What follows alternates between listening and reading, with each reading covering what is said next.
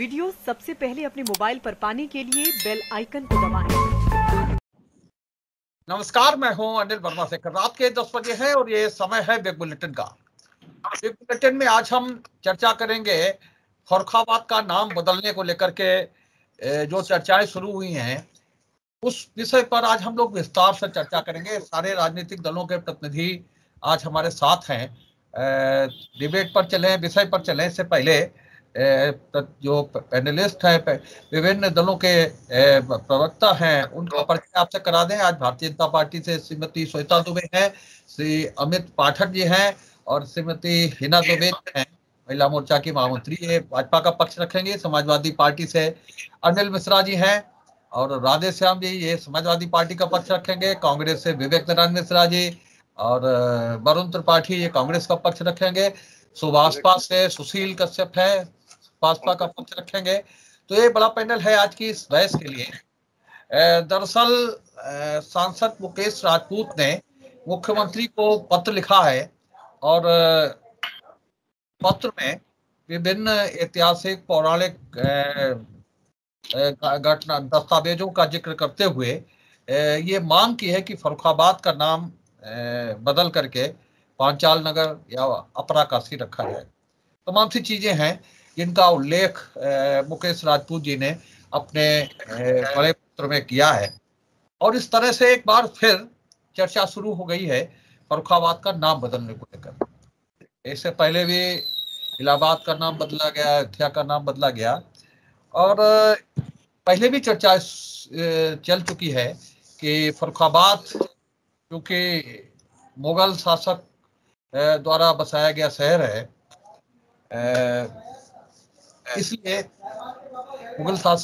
इसलिए फर्रुखाबाद का नाम बदल दिया जाना चाहिए। लेकिन इस बार जो योगी आदित्यनाथ की सरकार बनी है और सरकार बनते ही सांसद महोदय ने पत्र लिख करके ये मांग की है और पत्र लिखते ही राजनीति में नया भूचाल आ गया है।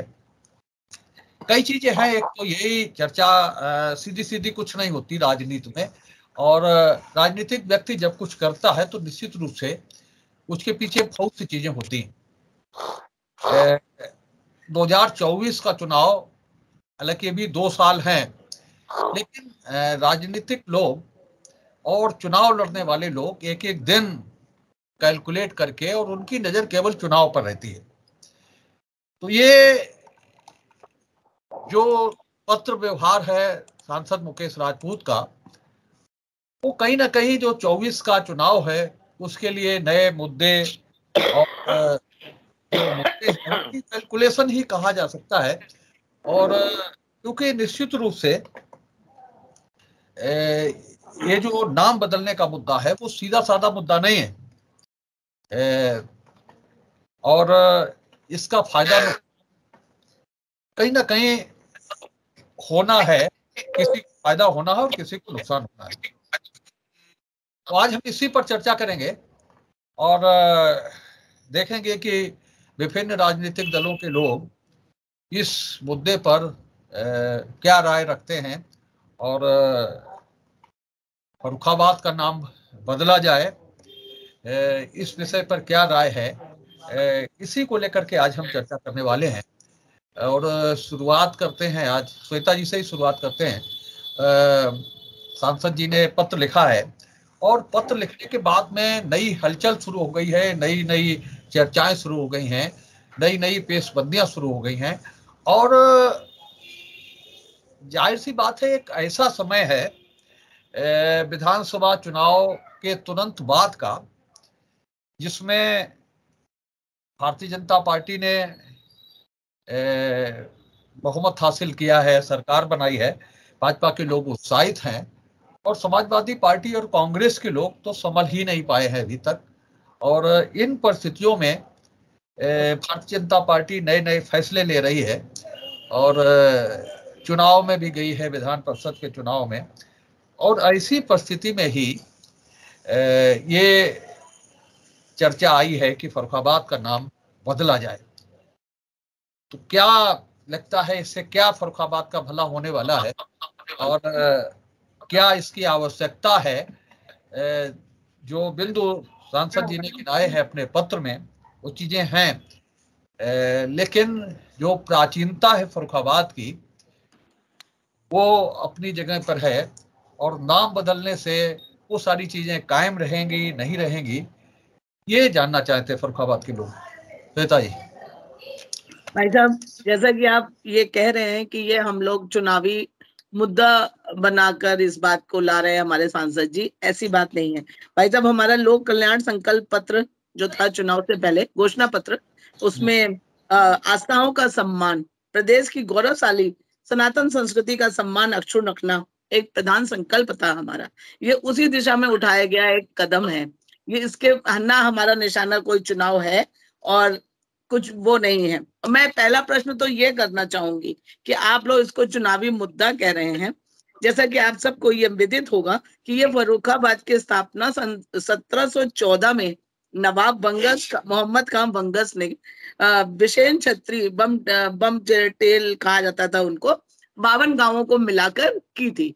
और महाराज, जैसा कि कहा जा रहा है कि महाराजा वो बादशाह फर्रुखसियर के नाम पर इसका नाम रखा है, वो उन्होंने उनकी चमचागिरी करने के लिए इसका नाम फर्रुखाबाद रखा था, लेकिन फर्रुखसियर जी कभी भी फर्रुखाबाद नहीं आए हैं और स्वयं उन्होंने अपने नाम पे मोहम्मदाबाद भी बसाया था जो हमारा समीपवर्ती नगर है।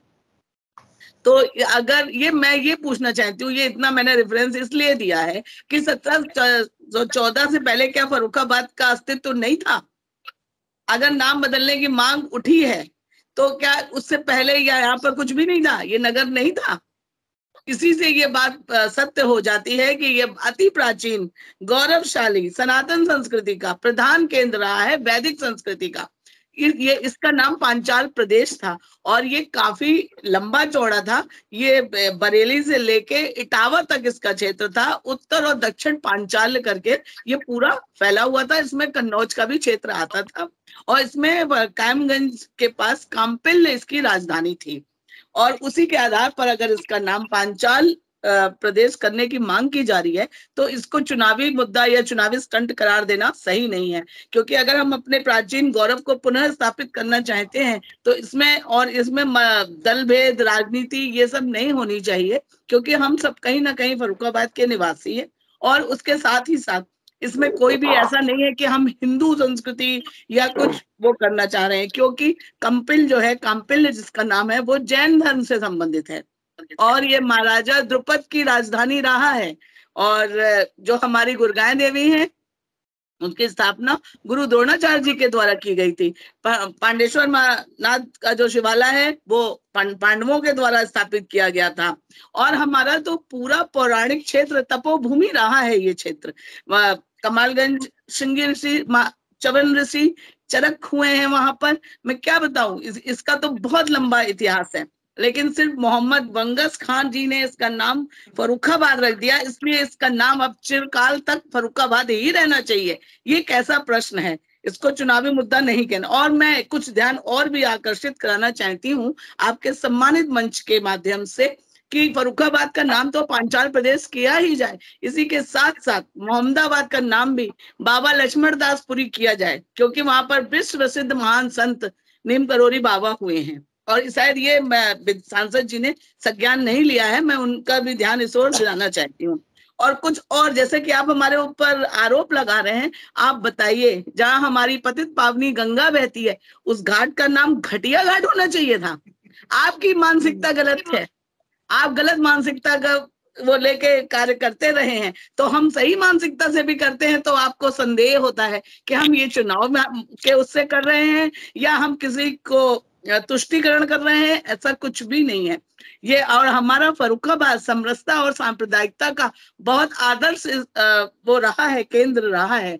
यहाँ पर कभी दंगे या ऐसा कुछ भी देखने को नहीं मिला है।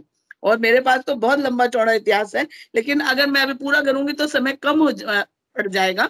तो मैं इतना ही कहना चाहती हूँ कि शीघ्र, अति शीघ्र फर्रुखाबाद नगर का नाम पांचाल नगर करना चाहिए। जी जरूर है भाई साहब।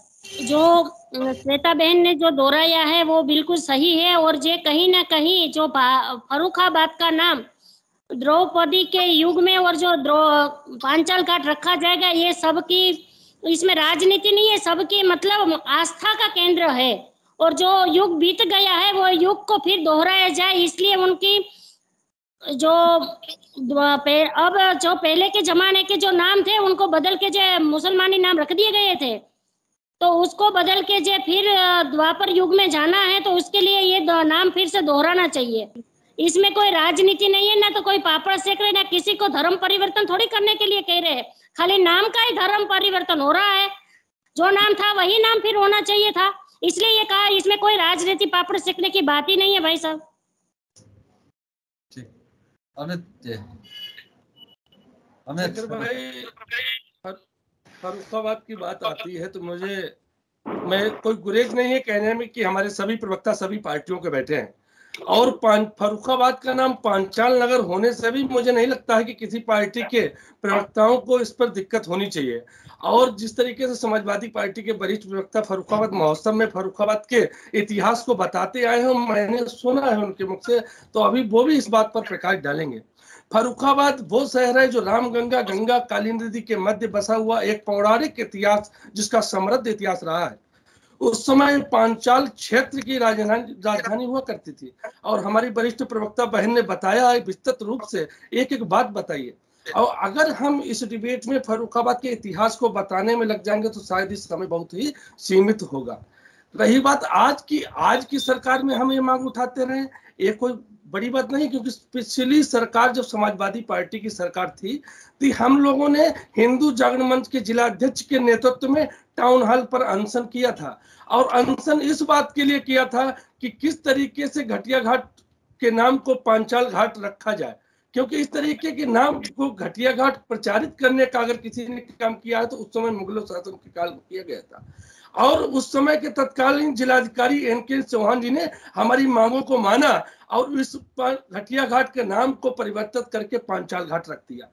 आज उसी के तर्ज पर उस समय भी हम लोगों ने कहा था कि पांचाल नगर नाम फर्रुखाबाद का घोषित किया जाए, तब समाजवादी पार्टी की सरकार थी। ये नहीं है कि आज भारतीय जनता पार्टी की सरकार आई हम लोग नाम बदलने के लिए कर रहे हैं, इसमें कोई राजनीति नहीं है। रही बात किस तरीके की, बहन ने बताया कि 1714 में सिर्फ एक चमचागिरी दिखाने के लिए फर्रुखसियर के नाम से एक शहर बसा दिया गया, और जबकि यह शहर हमारी सनातन धर्म की आस्था का प्रतीक है। जहां भी खुदाई होती है वहां पर सनातन धर्म की आस्था का जो चिन्ह है वो प्राप्त होता है। आप चले जाइए बिलसर गांव में अभी खुदाई हुई थी और वहां पौराणिक मूर्तियां मिली, चांदी और सोने के वो सिक्के मिले हैं जिनका तात्पर्य सनातन धर्म से है। तरीके के अगर सांसद जी ने कहा है कि फर्रुखाबाद का नाम बदलकर पांचाल नगर होना चाहिए, तो मुझे नहीं लगता है कि तमाम पार्टियों के प्रवक्ताओं को इस बात पर कोई ऐतराज होना चाहिए। यहीं पर अर्जुन का विवाह हुआ था, ये सभी को मालूम है, हमारे वरिष्ठ प्रवक्ताओं को भी मालूम है। तो आज इसमें राजनीति नहीं दिखनी चाहिए। आज हम किस तरीके के बाहर जाते हैं, लोग पूछते कहाँ, तो फर्रुखाबाद। मैं तो कहता हूं हम जिस मोहल्ले में रहते हैं एक भी मुसलमान नहीं है। हमारे मोहल्ले का नाम क्या है, हाता मिंडू खां।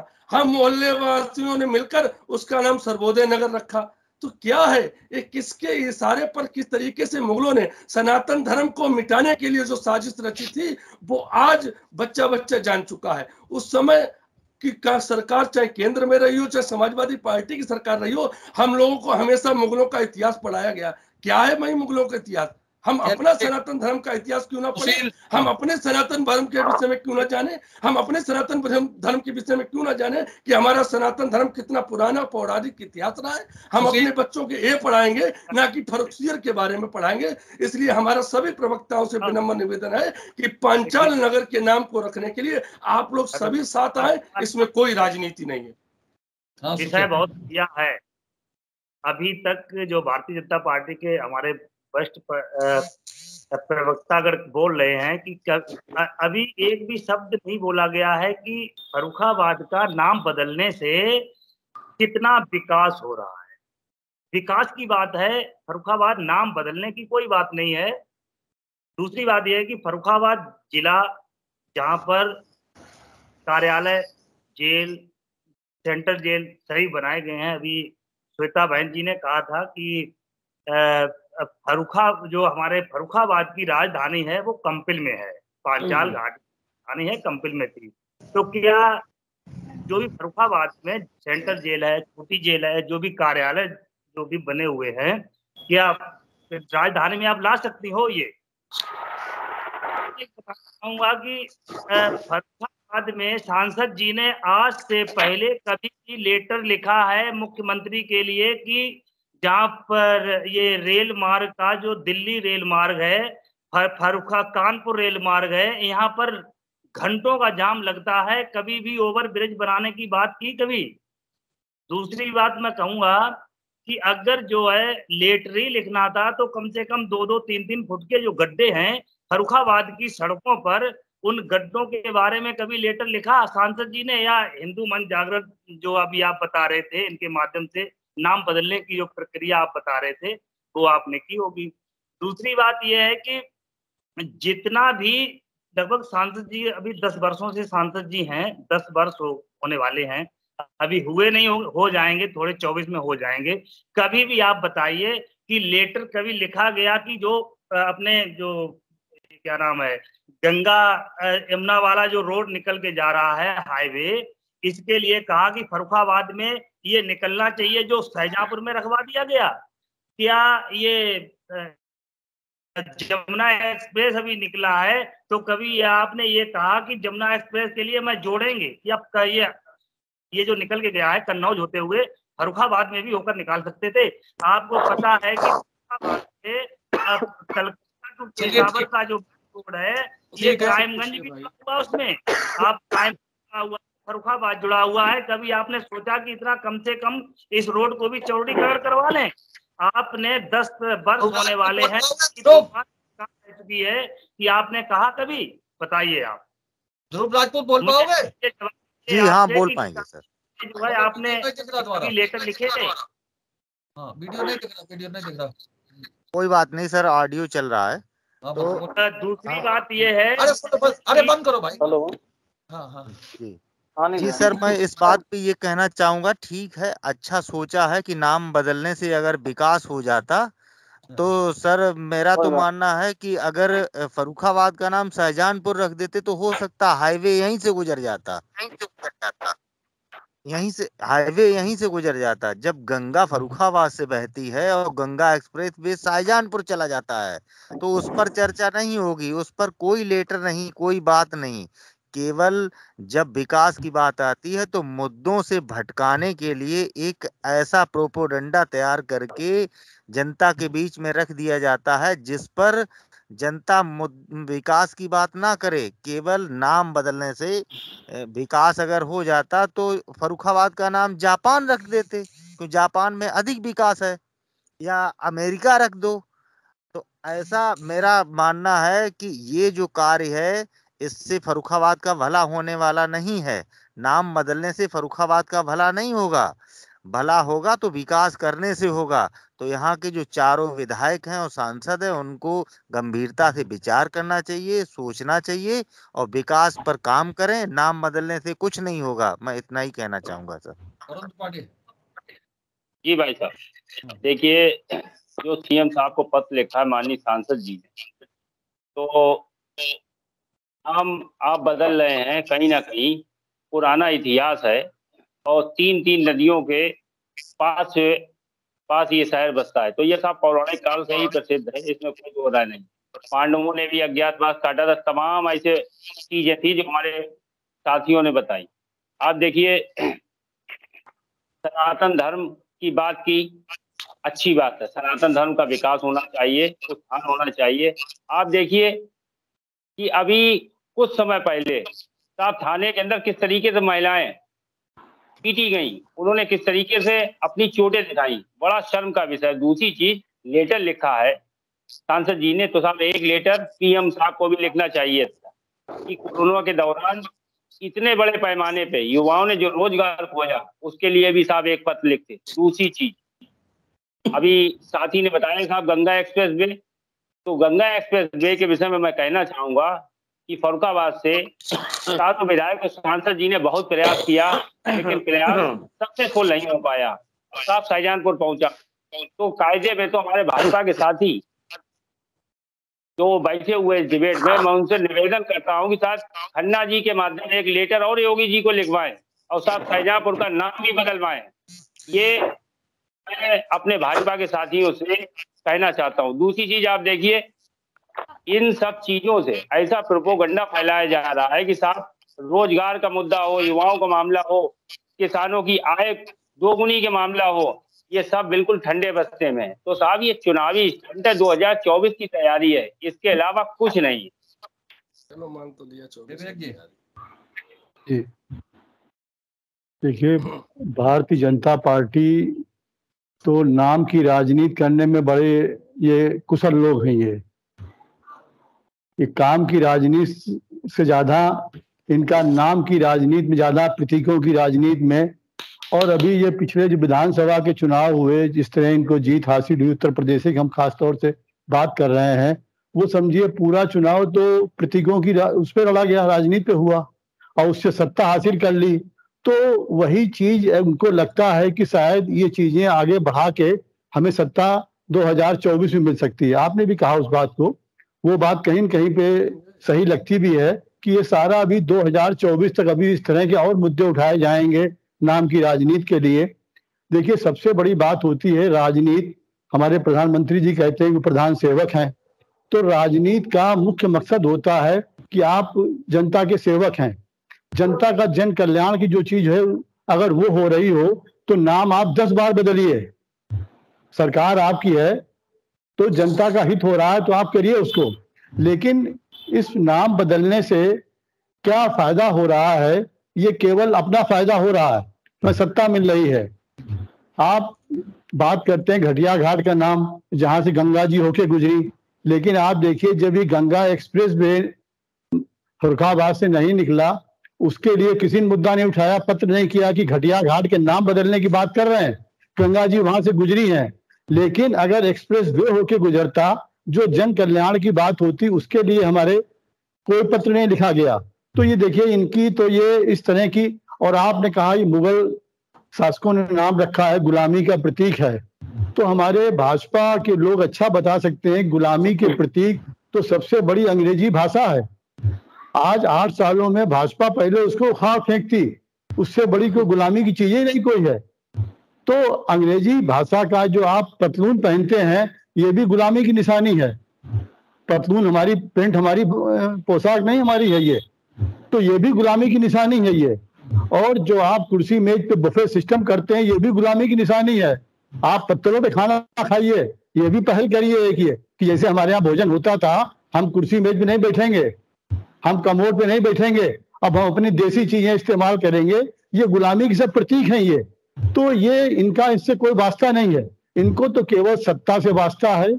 और अभी ताजा 22 के चुनाव हुए हैं, इनको प्रतीकों की राजनीति से इतना बड़ा सत्ता मिली है, तो अब उसी को ये आगे बढ़ाना चाहते हैं ये, और कोई इनका उद्देश्य नहीं है ये। दूसरी बात, आज जनता की बात आप करते हैं, आज फर्रुखाबाद में जरदोजी का व्यवसाय कहाँ पहुंच गया।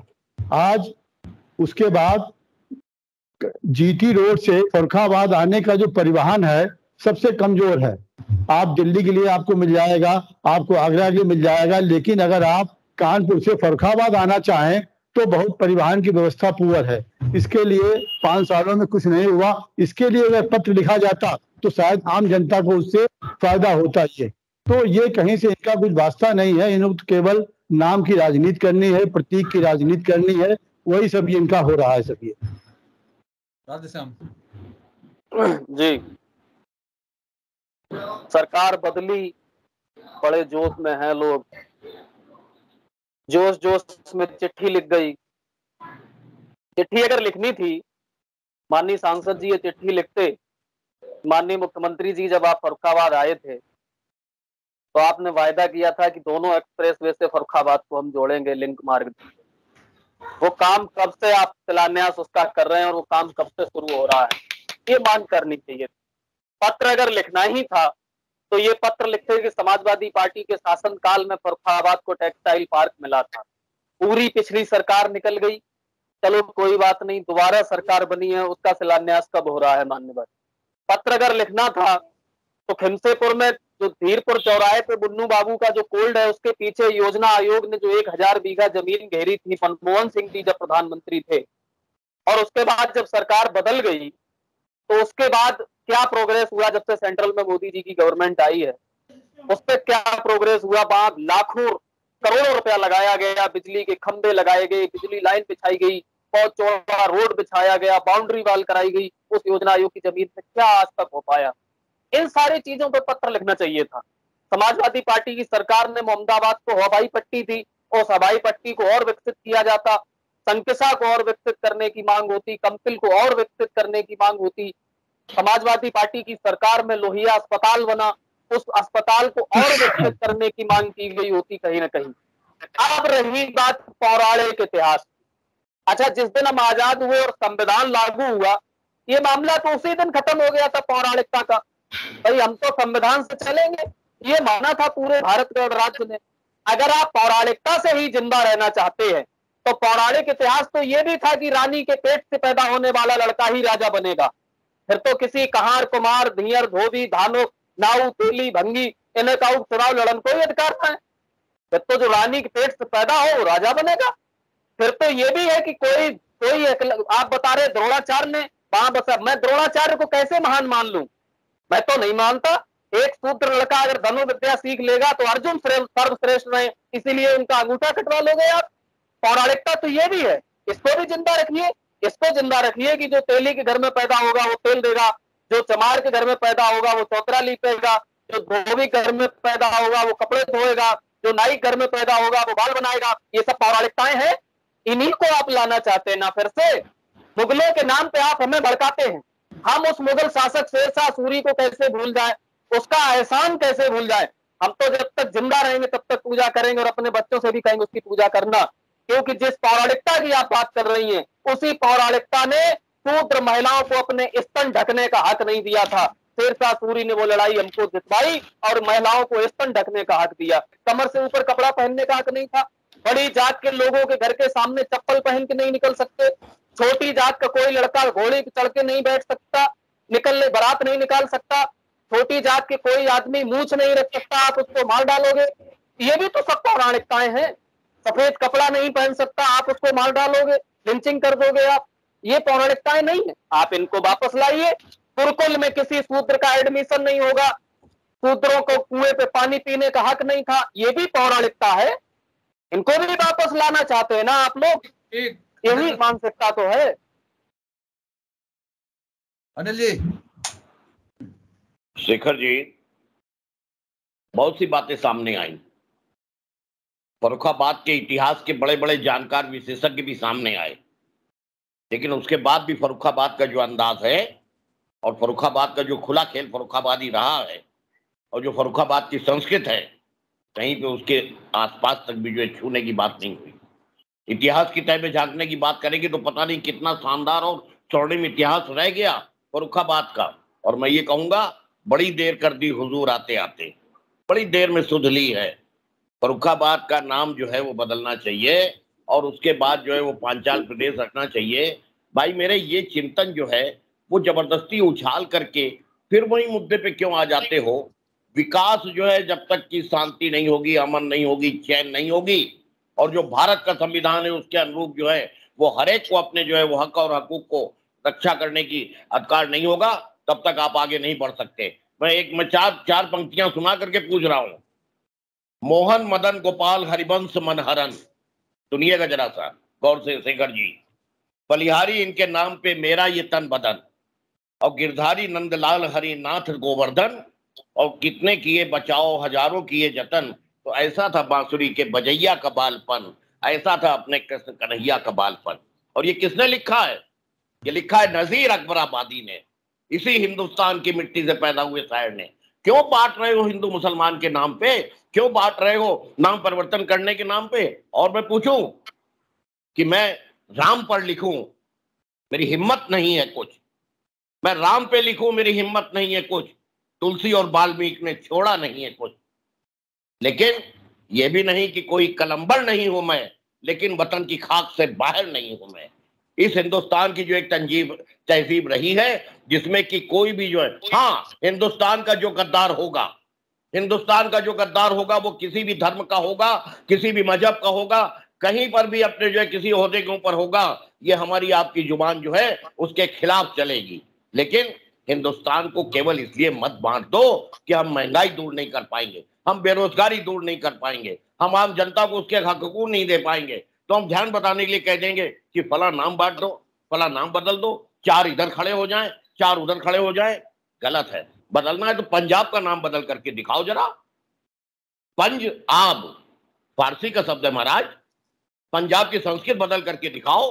अल्लड़ और उमंग वाली जो अल्लड़ संस्कृत थी, और पिक्चर में अगर कोई सरदार नजर आता था तो उसके साथ में तालियां बजने लगती थी और लोग कहते थे कि देखिए ये जो है इंसाफ का नुमाइंदा बन करके आया और ये जो है वो अपने क्या कहते हैं हिफाजत करने के लिए आया है महिलाओं की ओर की। क्या हिंदुस्तान था, कितना स्वर्णिम हिंदुस्तान था। अब भी होश में आ जाओ, सब करो, सब लुटाओ। सत्ता में 25 साल तक बैठे रहना, 50 साल तक सत्ता में बैठे रहना, लेकिन भगवान के लिए जो है वो फर्रुखाबाद से लेकर के हिंदुस्तान के किसी भी कोने में नफरत की आग मत फैलाओ, नफरत की आंधी मत फैलाओ। अगर ये आग लगेगी तो उसमें आप भी जलोगे, हम भी जलेंगे। आखिरी बात कह रहा हूं कि जलते घर को देखने वालों, फूस का छप्पर आपका है। जलते घर को देखने वालों, फूस का छप्पर आपका है। उसके पीछे तेज हवा है, आगे मुकद्दर आपका है। उसके कत्ल पे मैं भी चुप था, मेरे कत्ल पे तुम भी चुप हो। मेरा कत्ल भी जब होगा अगला नंबर आपका है। हिंदुस्तान को, अपने बच्चों को अमन चैन के साथ, अगर कहीं पे कोई जो है, हाँ, जहां पे दुर्भावना नजर आएगी अगर हिंदुस्तान के लिए, तो उससे आंख से आंख मिला करके पहली लाइन के ऊपर छाती तान करके समाजवादी पार्टी कार्यकर्ता बात करेंगे। मैं फिर कह देता हूं कि न तेरा है न मेरा है, ये हिंदुस्तान सबका है, कोई ठेका नहीं है किसी का। न तेरा है न मेरा है, ये हिंदुस्तान सबका है। और अब भी न समझी ये बात तो नुकसान सबका है। अपना नुकसान मत करो, बच्चों का नुकसान मत करो, महंगाई को रोको, बेरोजगारी को रोको। छोटे सवाल हैं यार कि किसका नाम बदल दिया। ठीक, ओके, हाँ जी। हिंदुस्तान सबका है, ये सबको पता है। लेकिन जिस तरीके से समाजवादी पार्टी के प्रवक्ता राधेश्याम ने आज इस चैनल पर बैठकर बड़ी जात और छोटी जात का उदाहरण दिया, अरे राधेश्याम जी, हम तो कहते हैं कि आपके बच्चे औरंगजेब का इतिहास पढ़े, हम तो कहते हैं आप अपने बच्चों को पढ़ाना कि टीपू सुल्तान महान था, हम तो कहते हैं कि आप अपने बच्चों को पढ़ाओ कि बाबर महान था, लेकिन राजा राम मोहन राय की बात क्यों नहीं करते हो? आप जिस तरीके से बखान कर रहे हो, ये किसने पढ़ाया था छोटी जात और बड़ी जात? ये मुगल कालीन इतिहास लिख गए, वही आप अपने बच्चों को पढ़ाते रहिए। अच्छा ये बताओ, द्रोणाचार्य ने क्लब का अंगूठा नहीं लगाया था? अरे बताओ, पहले ज्ञान मत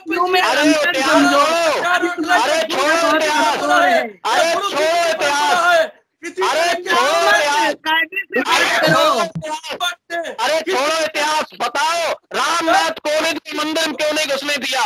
बताओ कासगंज में लड़के को घोड़े क्यों नहीं चढ़ने दिया?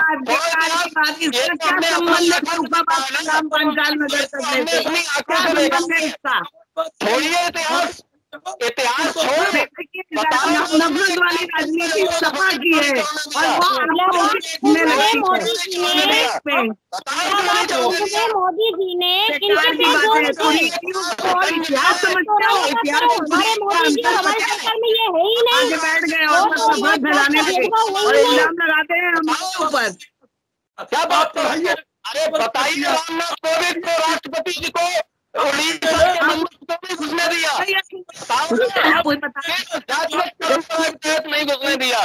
बताइए आप हमको, रामनाथ कोविंद को मंदिर में घुसने की परमिशन क्यों नहीं दी? क्या मामला था? आप बताइए, रामनाथ कोविंद को मंदिर में क्यों नहीं घुसने दिया? उड़ीसा के पुजारियों ने कहा कि इस मंदिर में आज तक किसी दलित ने पूजा नहीं की, इसलिए हम नहीं घुसने देंगे। क्या बात करते हो आप? हिंदू चिल्लाते हो, एक हिंदू गांव तो बना के दिखाओ हमें पहले, जहाँ जात का भेदभाव ना हो। एक हिंदू गांव दिखाओ, करते हो आप लोग। तो पौराणिक इतिहास के नाम पर, पौराणिक इतिहास के नाम पर मनुस्मृति को लाना चाहते हो, पौराणिक इतिहास के नाम पर संविधान को बदलना चाहते हो, खत्म करना चाहते हो पौराणिक इतिहास के नाम पे। हमारा आदर नहीं हो सकता। किसने बांटा? जातियों में बांटा किसने? किसने लिखा ब्राह्मण क्षत्रिय वैश्य शूद्र 4 वर्ण की किसने बांटा? जातियों में बांटने के लिए जातियों में बांटने वाला कौन था? किसने बांटा ब्राह्मण क्षत्रिय वैश्य शूद्र? किसने बांटा? मुलायम सिंह किसने बांटा? कांग्रेस ने कांग्रेस भी बांट रही है। हो गई है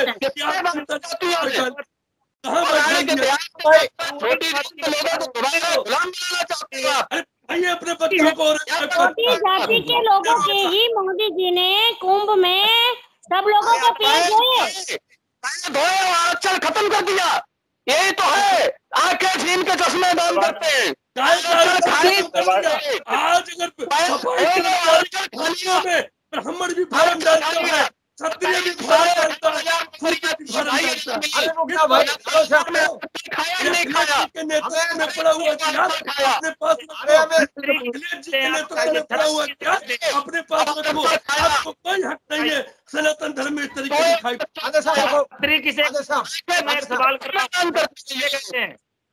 अरे राधे साहब और भी बोल लेने दो किसी। हाँ वरुण बोलिए।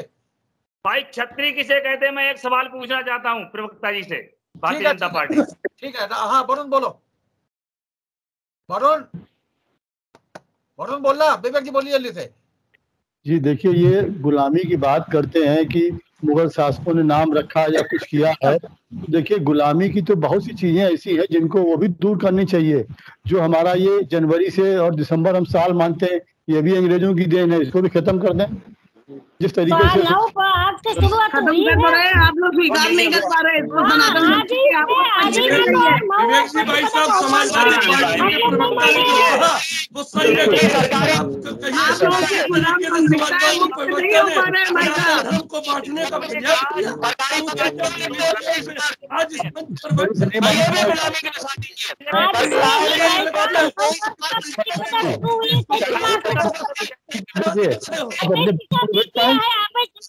के पीछे पड़े हो।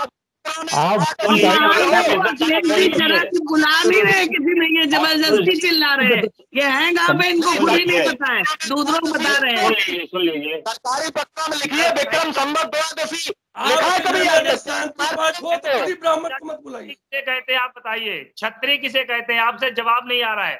क्षत्रिय किसे कहते हैं? आप बता दीजिए भाई साहब। बता दीजिए क्षत्रिय किसे कहते हैं? तो आप बता दीजिए क्षत्रिय किसे कहते हैं? आप सभी डिबेट क्या थी? आप उसको ले गए व्यवस्था पर। हम लोग व्यवस्था पे डिबेट करने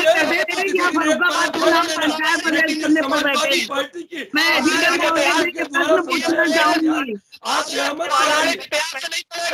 भारत चलेगा संविधान से।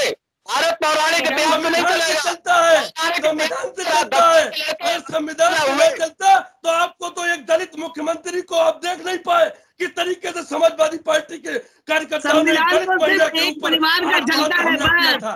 कहा गया था संविधान कहिए कि एक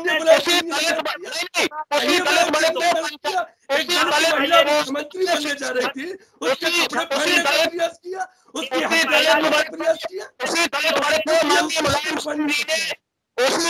बता रहे हो बड़े व्यवस्था का उदाहरण दे रहे हो। अभी तो स्वामी प्रसाद मौर्य आपकी पार्टी में आए, आप लोग कोई वजह नहीं दे रहे उनको। आप बोल रहे हैं, इसकी भी कोई इज्जत नहीं है। और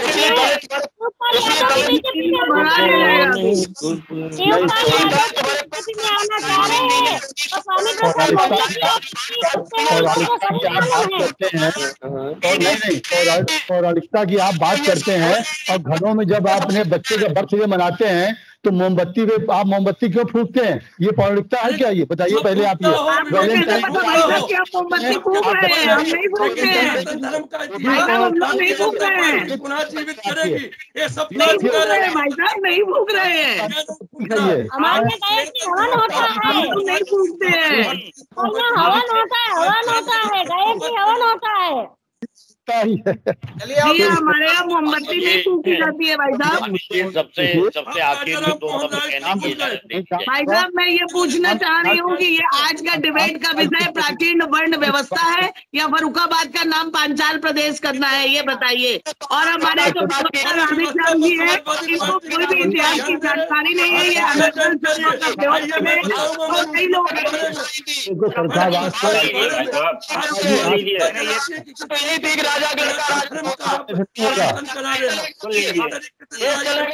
अनिल जी सबसे आखिर में जो संविधान में लिखा है उसके आधार पे काम कीजिए। सुशील रुको, हाँ कौन रह गया बोल रहे, जल्दी बोले। सबसे आखिर में केवल 2 पंक्ति कह दे रहा हूँ, उसके बाद हम भी कह देंगे। चलाने को तो एक पल भी है काफी, अरे बस्ती को बसाने में जरा देर लगेगी। हे ईश्वर इनको सबको सद्बुद्धि दो, ये नहीं जानते हैं कि ये क्या कर रहे हैं अगली पीढ़ी के लिए। धन्यवाद। समाजवादी पार्टी के लोगों को सद्बुद्धि दो, जिन्हें धन्यवाद मनाते रहो, लेकिन नफरत मत फैलाओ भाई मेरे, इस आग में तुम भी जल जाओ। नफरत मत फैलाओ भाई मेरे, नाराज मत हो, मुस्कुरा करके जवाब दो, मोहब्बत से जवाब दो यार, इतनी सहनशीलता रखो, मोहब्बत से जवाब दो।